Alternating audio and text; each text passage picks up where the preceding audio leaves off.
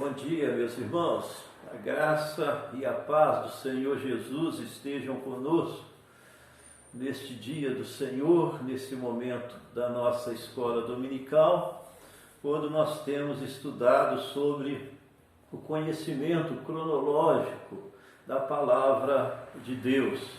E hoje nós vamos estar estudando sobre os profetas Oséias e Miqueias, que também participaram no período do profeta Isaías, no ano 700, mais ou menos, antes do Senhor Jesus Cristo. Os registros bíblicos desse tempo estão no segundo livro dos Reis, 15 a 20, capítulos 15 a 20, no segundo livro das Crônicas, capítulo 27 a 32, no livro do profeta Isaías, capítulo 1 ao capítulo 39, e nos livros dos profetas Oséias e Miqueias, considerados profetas menores por serem registros menores. Fazendo uma breve recapitulação, sobre essa ordem bíblica, o Pentateuco, a entrada na terra prometida, a conquista de Canaã através de Josué, um período de liderança sobre os juízes, e então a entrada da monarquia através dos primeiros 3 reis que reinaram sobre Israel inteiro, as 12 tribos, Saul, Davi e Salomão. Após Salomão, o reino de Israel é dividido em reino do norte e reino do sul. O reino do norte continua chamando Israel, o do sul passa a se chamar Judá. E nesse tempo, do reino dividido, nós temos aí destacando personagens como Elias, primeiramente, depois Eliseu, e chegamos nesse momento do profeta Isaías, que é 700 antes do Senhor Jesus Cristo, um período onde houve também o cativeiro assírio, o reino do norte é invadido e transporta Israel para o seu império, ficando o reino de Judá ainda há um tempo, onde depois, conforme sabemos, vem o cativeiro babilônico, vivendo também todo Israel esse tempo de escravidão, de estarem sendo mais uma vez dominado por outras nações. Então, é interessante lembrarmos, dentro desse contexto de reino dividido, norte e sul, que há um destaque sobre os reis maus e os reis bons, que se relacionam àqueles que foram tementes a Deus e os que não. No reino do norte, todos eles foram nesta direção de levar o povo de Deus, o povo de Israel, a pecar. No reino do sul, alguns foram nessa direção, mas houveram também vários que trabalharam de uma forma piedosa, procurando viver para o Senhor em obediência, conforme deve ser a nossa posição. E nós encontramos esse registro conforme aí o segundo livro dos Reis, no capítulo 15, no versículo 3, nós vemos aí falando-nos a respeito do rei Azarias de Judá. Ele fez o que era reto perante o Senhor, segundo tudo o que fizera Amazias, o seu pai. Então, esse exemplo aí positivo de vida reta diante de Deus.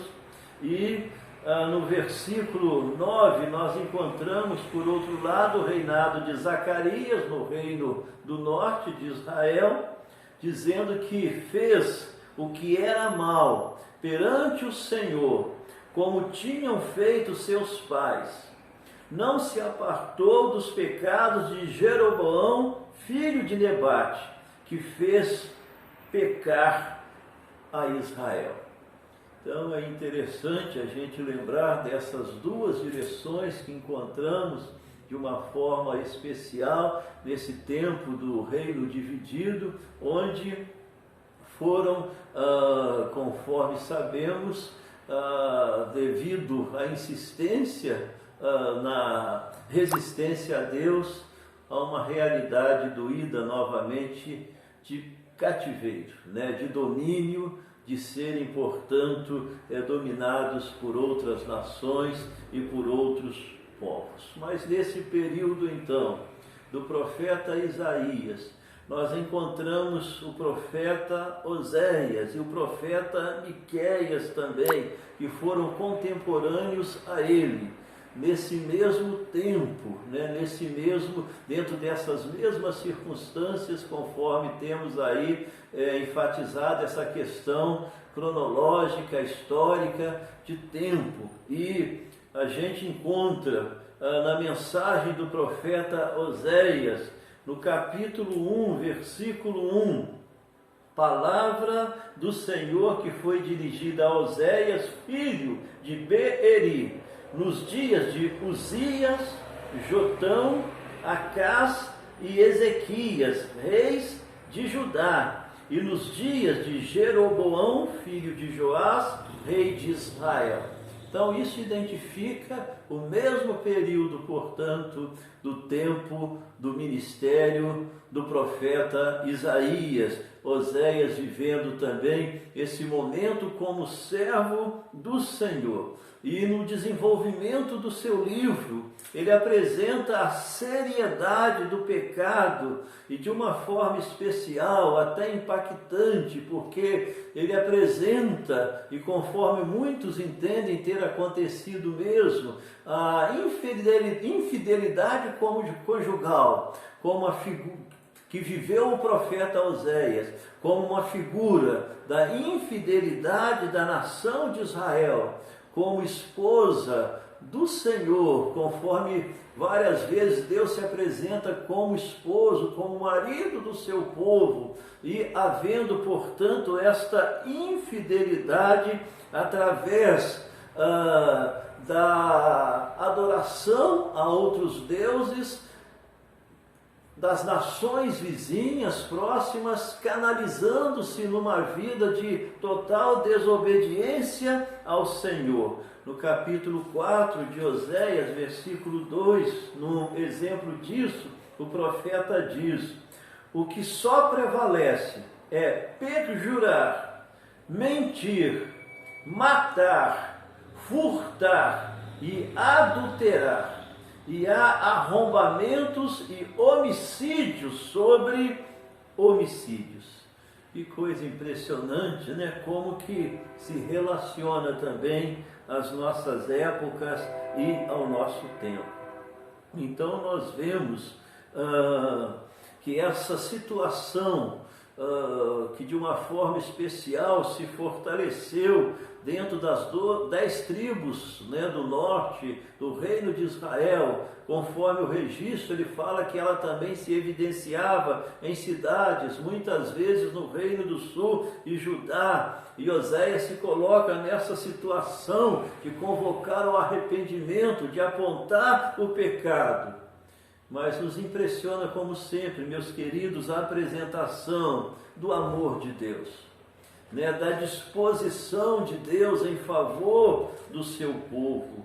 E isso de uma forma especial nós lemos no capítulo 11 de Oséias, versículos 1 a 4, quando diz: quando Israel era menino, eu o amei, e do Egito chamei o meu filho. Quanto mais eu os chamava, tanto mais saíam da minha presença. Sacrificavam a Baalins e queimavam incenso às imagens de escultura. Todavia, eu ensinei a andar a Efraim. Tomei-o nos meus braços, mas não atinaram que eu os curava. Atraí-os com cordas humanas, com laços de amor. Fui para eles como quem alivia o jugo de sob as suas queixadas, e me inclinei para dar-lhes de comer.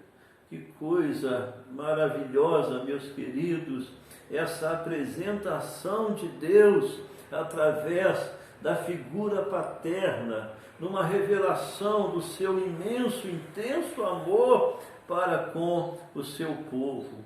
E conforme nos diz o versículo 7 deste capítulo 11 de Oséias, nós encontramos a inclinação, a nossa tendência, o desafio que precisamos estar consciente e trabalhar. Oséias 11:7, porque o meu povo é inclinado a desviar-se de mim. Como que apresenta nessa figura paterna, humanamente, esse sentimento de Deus pela indisposição do seu povo, que ele adota, reconhece como filhos, mas que se coloca constantemente nessa postura de se afastar dele. E, meus amados, no livro do profeta Miqueias, o desenvolvimento, conforme Isaías, Oséias e Miqueias, é esse desenvolvimento também. No capítulo 1, versículo 1 de Miqueias, nós lemos: palavra do Senhor que em visão veio a Miqueias, morastita, nos dias de Jotão, Acás e Ezequias, reis de Judá, sobre Samaria e Jerusalém. Então, apresenta esse mesmo período, de certa forma, mais para frente, porque não apresenta aí o primeiro rei, que foi Uzias, mas os outros três, onde nesse mesmo período Miqueias também de uma situação, de uma cidade menor, de uma expressão menor, comparado a Isaías, que teve uma repercussão, tinha uma posição no próprio palácio, na classe alta do povo de Israel, do povo de Judá, lá em Jerusalém. Mas da mesma forma, Miqueias estava como pastor do Senhor, como profeta do Senhor, convocando o povo, a mesma mensagem de condenação, devido ao desvio de Deus, porque se apresentavam em adoração a deuses pagãos, sendo muitas vezes essas adorações, essas manifestações erradas, religiosas, espirituais, acompanhadas de extremas imoralidades, conforme o registro histórico e conforme o reconhecimento bíblico da palavra de Deus.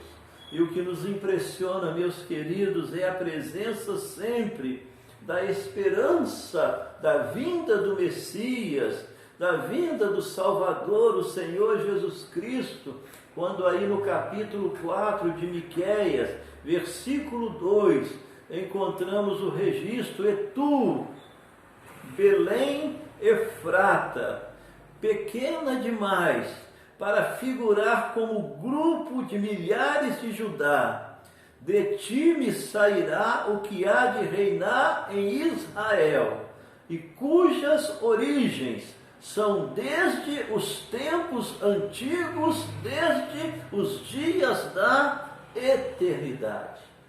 E é uma profecia, portanto, relacionada à vinda do Senhor Jesus Cristo, à presença do Messias, do Salvador, do Cristo, que se manifestou não numa Jerusalém, numa Samaria, numa metrópole, mas numa cidade insignificante, numa cidade que não tinha nenhuma força política, social dentro do reino do mundo daquela época, mas que foi alvo da graça de Deus, do local de Deus, onde Maria ali, pelo propósito, pela fidelidade de Deus, trouxe o nosso Salvador, a encarnação do Deus Filho, se fazendo homem, através da vinda nesse mundo, se identificando conosco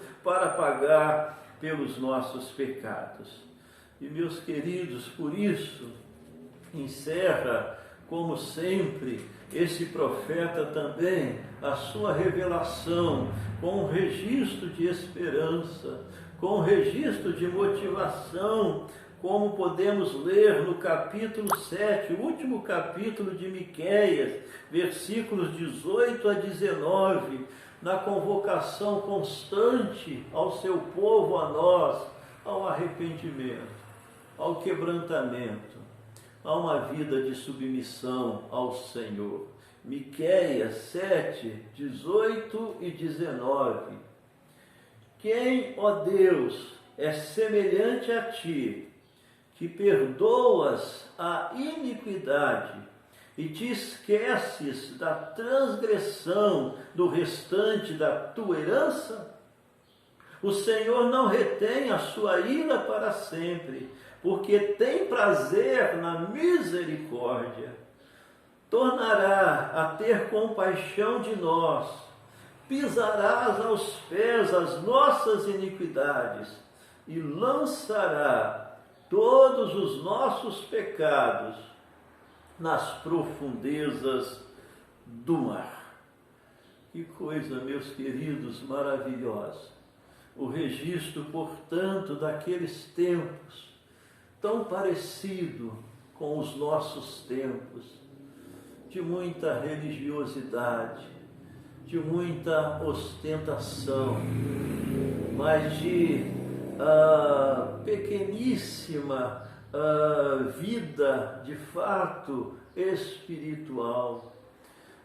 No grande desafio desta convocação que se renova sobre nós, devido à força, devido, meus queridos, à destruição, à dor que traz o pecado ao ser humano,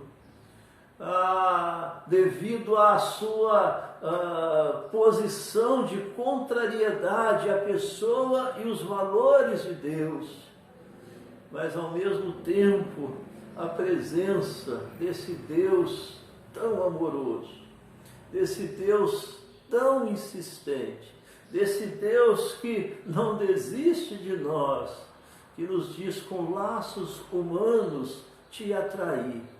Que coisa maravilhosa, que nos coloca nessa posição de filhos, dando-nos, meus queridos, conforme a sua revelação em Cristo Jesus, na vinda, na obra do Messias, a segurança da nossa salvação, da nossa vida eterna, da nossa pátria celestial, nos convocando sempre a uma vida quebrantada, ao enfrentamento dos nossos pecados, a uma determinação em estarmos servindo, em não esquecermos do nosso único Deus e Salvador.